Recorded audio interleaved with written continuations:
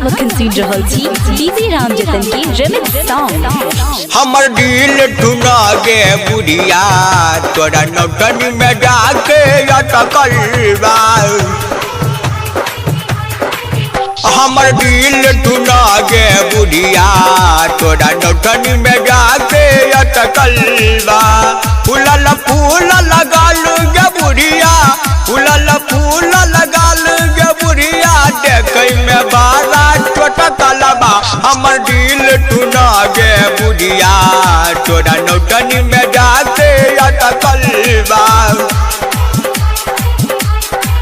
हमर दिल टूना गे बुढ़िया तोरा नौटनी में जाके अटकल बा। फूलल फूल लगाल गे बुढ़िया फूलल फूल लगाल गे बुढ़िया देखै में बारा चटकल बा। हमर दिल टूना गे बुढ़िया तोरा नौटनी में जाके अटकल बा। DJ Manish Raxaul, music director DJ Ram Jatan. Radio today कान में मेगाहट सुन सगरो गाम में भोजपुरी धमाका कार्यक्रम करे छै धमाल। रेडियो टुडे कान में मेगाहट सुन सगरो गाम में भोजपुरी आई कार्यक्रम सुन सगरो जहान में। बउआ बूटी ठेओ कहै छै बउआ बूटी ठेओ कहै छै रेडियो टुडे बिजोड़ियो। हमर दिल टूना गे बुढ़िया तोरा नौटनी में जाके अटकल बा। हमर दिल टूना गे बुढ़िया तोरा नौटनी में जाके अटकल बा।